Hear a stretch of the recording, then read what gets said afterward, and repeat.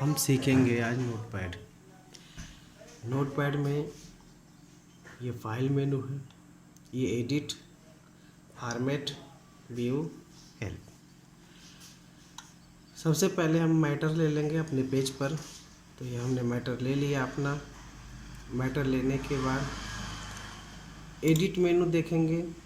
तो एडिट मेनू में अंडू है, कट है, कॉपी, पेस्ट। तो अंडू क्या चीज़ है? अंडू का मतलब होता है कि जो स्टेप हमने काम किया है उसके पीछे एक स्टेप पे आना।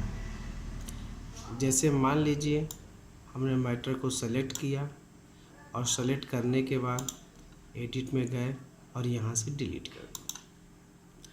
यदि मैटर डिलीट हो गया है और हम चाहते हैं कि मैटर को दोबारा प्राप्त कर लें, तो उसके लिए एडिट पे जाएंगे और अंडू की सहायता से आप मैटर को दोबारा प्राप्त कर सकते हैं। अब आते हैं कट। कट का मतलब होता है काटना। जैसे जो मैटर आप चाहते हैं, मान लीजिए हमने यहाँ पे कोई टेक्स्ट ऐड कर दिया, जैसे सनराइज कंप्यूटर। अब हम चाहते हैं कि ये जो सनराइज कंप्यूटर है यहाँ से कट हो जाए, यानी हट जाए, और दूसरे जगह यानी जहाँ हम चाहते हैं वहाँ पर इसको रख सकते हैं।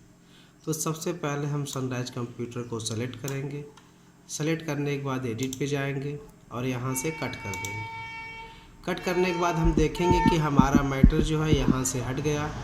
अब हम जहाँ पर भी चाहते हैं, यदि मान लीजिए हम सबसे नीचे चाहते हैं, तो यहाँ पे हम कर्सर क्लिक किए और एडिट के माध्यम से यहाँ पर पेस्ट कर दिए। अब देखेंगे कि हमारा जो ये सनराइज कंप्यूटर का टेक्स्ट था यहाँ से हट करके इस स्थान पे आ गया। अब आते हैं कॉपी। कॉपी का मतलब होता है छापना। हम किसी भी मैटर की कॉपी यानी नकल कर सकते हैं। जैसे मान लीजिए यहाँ पे हमारा ये जो टेक्स्ट लिखा हुआ है सनराइज कंप्यूटर, हम चाहते हैं कि ये सनराइज कंप्यूटर यहाँ पर भी रहे और जहाँ चाहते हैं वहाँ पर भी है। तो उस कंडीशन में हम एडिट में जाएंगे और यहाँ से मैटर को कॉपी करेंगे। जब मैटर को हम कॉपी करते हैं तो वह मैटर हमारा पहले की स्थिति में मौजूद रहता है। अब दूसरे जगह जहाँ पर भी हम चाहते हैं, मान लीजिए जहाँ चाहेंगे वहाँ पे हमको माउस पॉइंटर ले जाना होगा, यानी कर्सर से क्लिक कर देंगे और कर्सर क्लिक करने के बाद एडिट मेनू पे जाएंगे और यहाँ से पेस्ट कर देंगे। तो हम देखेंगे कि हमारा सनराइज कंप्यूटर यहाँ पर भी है और हमारा सनराइज कंप्यूटर यहाँ पर भी आ गया। अब आते हैं एडिट में फाइंड।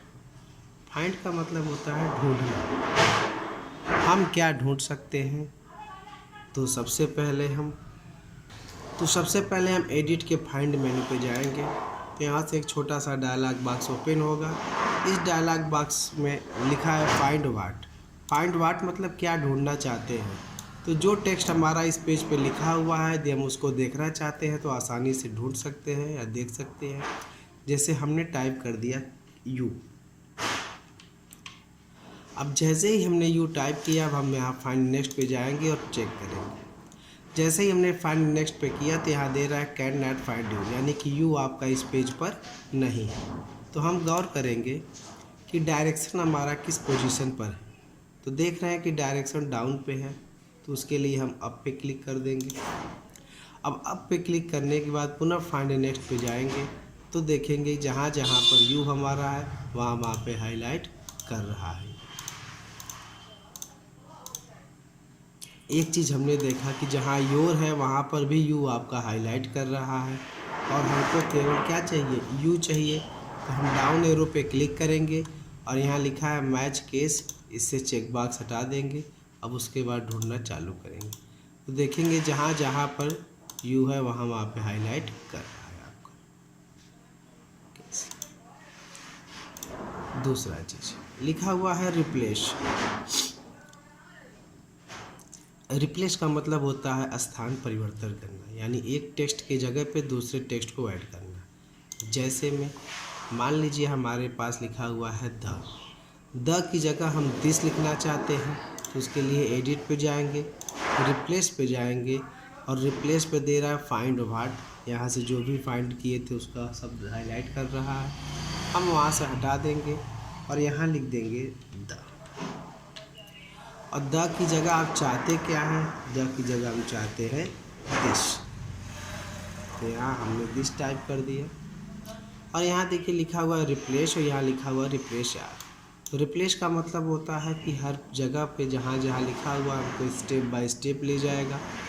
और रिप्लेस ऑल का मतलब होता है कि एक ही बार में जहाँ जहाँ पर द लिखा हुआ वहाँ वहाँ पे क्या हो जाएगा, रिप्लेस हो जाएगा दिस। अब यहाँ हम देखेंगे, ये देखिए जहाँ हमारा द लिखा हुआ था वो क्या हो गया, दिस। यहाँ पर द लिखा हुआ था हो गया आपका दिस। अब देखेंगे हम देखेंगे सेलेक्ट ऑल। सेलेक्ट ऑल का मतलब है पूरे पेज पे जितना भी मैटर लिखा हुआ है सब एक ही बार में आपका सेलेक्ट ऑल की सहायता से सेलेक्ट हो जाएगा। अब चाहे तो आप इस मैटर को डिलीट भी कर सकते हैं।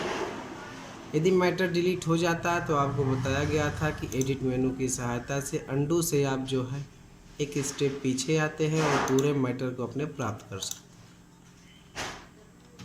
अब एडिट मेनू का सबसे लास्ट पॉइंट है date and time. Date and time क्या चीज़ है?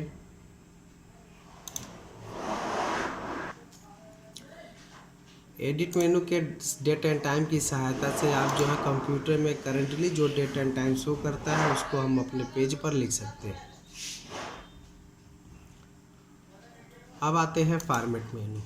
फॉर्मेट मेनू में फ़ॉन्ट के बारे में देखेंगे तो सबसे पहले मेरा फ़ॉन्ट यहाँ पे दिया हुआ है।